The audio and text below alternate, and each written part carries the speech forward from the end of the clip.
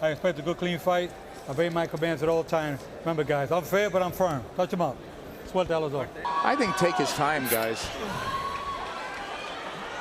We asked him yesterday if he was going to be real physical because he's so much bigger, and he said no. That's not his way. That's not his style. He's not going to force his way to be that way. Unless it's there, right? But look at the size differential.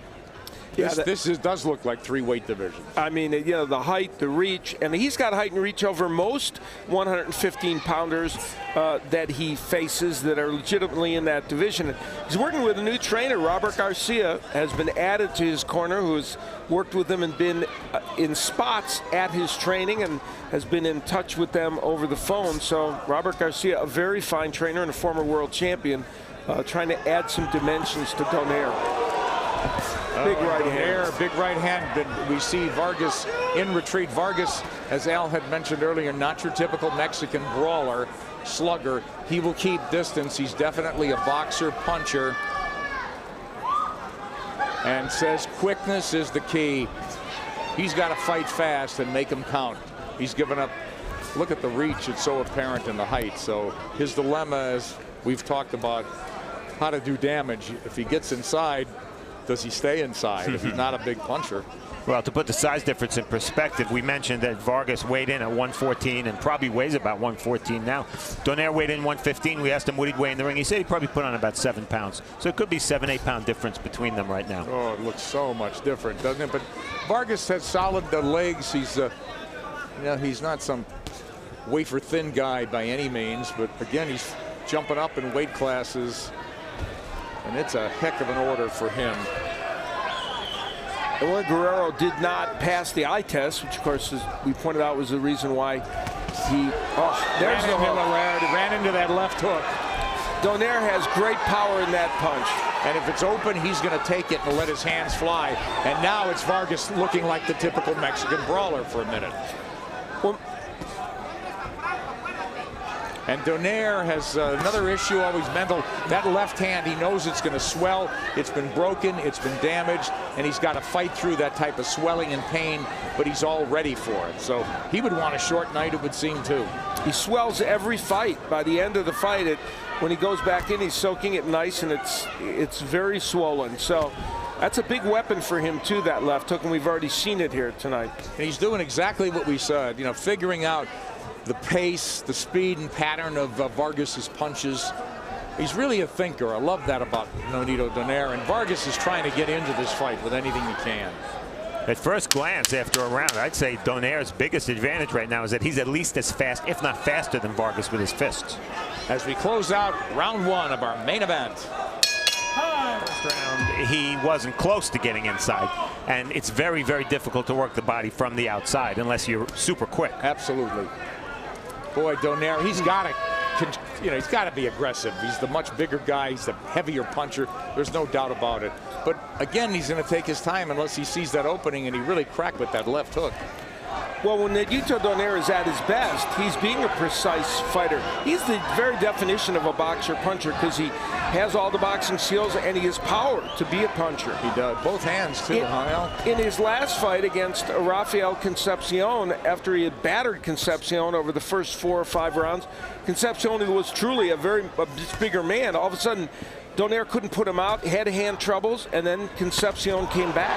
That was a nice quick move from Vargas with the overhand right to even land because he's been short with his jab all night. Right hand stings Vargas. So Donaire's unloaded power in both fists. He drives back Vargas with another right. Vargas waiting to counter, it just doesn't hold on, and now the brawler comes out in him temporarily. But this corner warned him this guy is dangerous, and we've just seen it twice in this round. Big shots from Donito Donaire in red.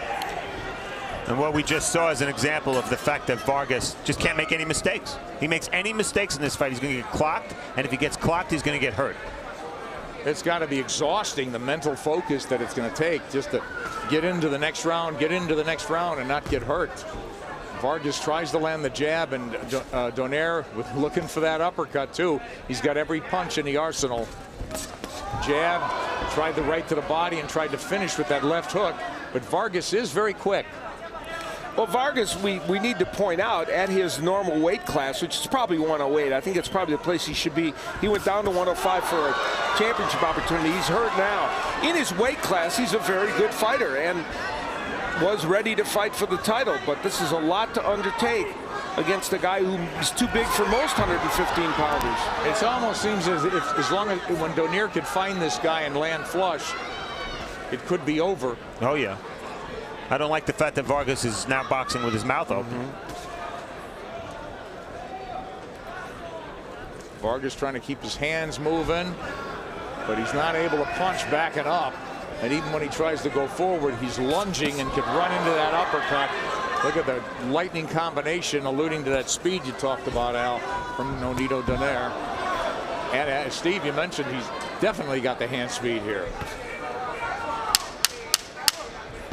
That second round just zipped along, and it was all Donito Donaire, save for one right hand from Manuel Vargas.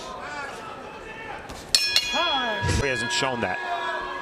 Yeah, he's fights pretty fast, but he's got to land and get out. And it's almost like Morel did against Peñalosa, but it's a far different dish in front of him in Donito Donaire, who really has hand speed. He'll show the jab and sink in that right hand, that straight right hand. Then he's got that lethal left hook as well. But again, he's getting on the jab right now and taking his time. Looks like he wants to move Vargas into a punch, perhaps. And Vargas coming forward with that sweeping overhand right hand. Walks into a shot and backs off. Oh, and Vargas is there to be tagged now. And it looks like Donaire is going to line him up.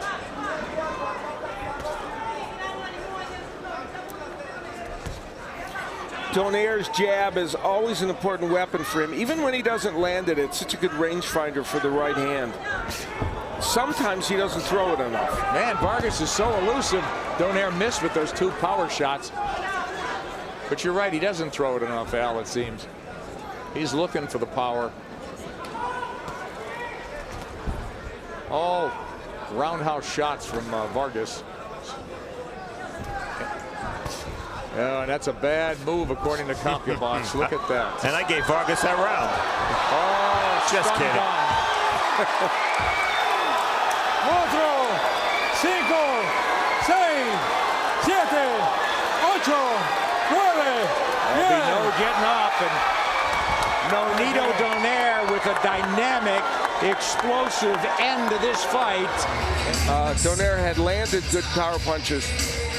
A straight right hand, and it was the uppercut, the left uppercut, that did the big damage by Donaire. He's got power net left. Yeah, a little bit of a delayed reaction. The two right hands set it up, and then it was as if Vargas said, hey, something tells me I can't handle this.